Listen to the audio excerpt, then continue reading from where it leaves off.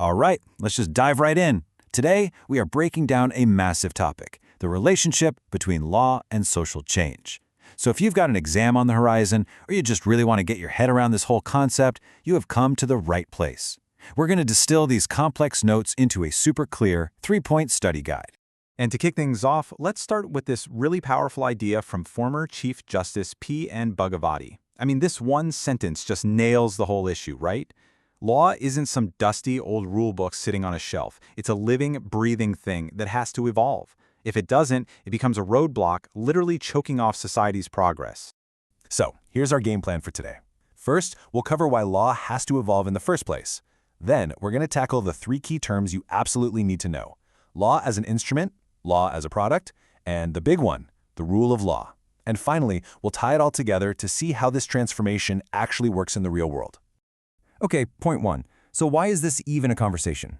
Well, it's because society is never standing still. Just think about how much has changed in our own lifetimes with technology, social values, our ideas of what's just and fair. So law can't be this rigid statue, it has to be more like a dancer, constantly moving and adapting to the rhythm of society. And the source notes are crystal clear on this point. Law must be constantly on the move. It has to keep up with what people actually need. When it starts lagging behind, that's when you get friction, you get injustice, and you get exactly the kind of stagnation that Justice Bhagwati was warning us about. The crucial point here is that law has to be dynamic. Let's get into our first key term for this review: law as an instrument. Think of this as law on the offense. This is the idea of law in its most proactive, most powerful role. Not just as a referee calling fouls, but as a real force for intentional change.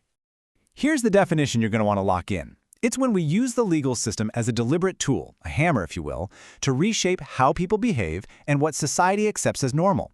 It's very much a top-down approach, where the law takes the lead and basically tells society this is the new direction. And this is where the concept really comes to life. I mean, look at these examples. The law didn't wait for everyone to agree that sati was wrong. It was abolished back in 1829 to force that change. Same thing with child marriage. And more recently, those landmark court decisions on the right to education, decriminalizing adultery, or recognizing the third gender, they didn't just reflect social change, they actively drove it. Now, what's so cool here is you can actually see the original notes that detail these historic moments. It highlights the work of incredible social reformers like Raja Ram Mohan Roy, who campaigned tirelessly against practices like sati, which ultimately led to new laws. It's a perfect case study of how activism and law can team up. Okay, on to our second key term. Now, if law can shape society, well, the reverse is also true. This is the concept of law as a product. This is where society is the one holding the blueprints, acting as the architect of its own legal framework. The source notes call this a vice versa relationship, and this slide really lays it out perfectly. On one side, you have law as the instrument guiding society. But on the other, you have the beliefs, the opinions, and the culture of society creating the pressure for new laws. It's a total two-way street.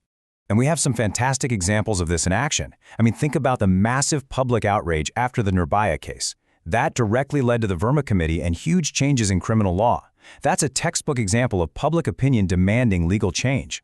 And you know the very first words of the preamble to the Constitution, "We the people." That says it all. Law is born from the will of society. Let's move to our third and final term, and honestly, this is the bedrock for everything else, the rule of law. The best way to think about this is like the operating system on your computer.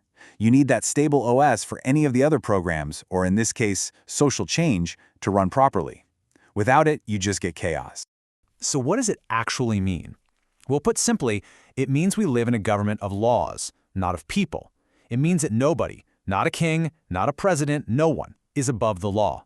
Decisions are based on established rules, not just the whims of whoever's in charge. As the notes say, you can have a constitution, but without constitutionalism, the spirit of actually following that document, you don't really have the rule of law. And hey, this is not some newfangled idea. It has deep, deep historical roots. We're talking all the way back to the Magna Carta in 1215, which was all about saying the king isn't above the law.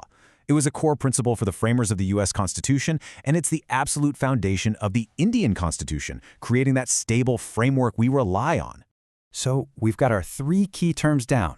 Now for the fun part, let's put it all together.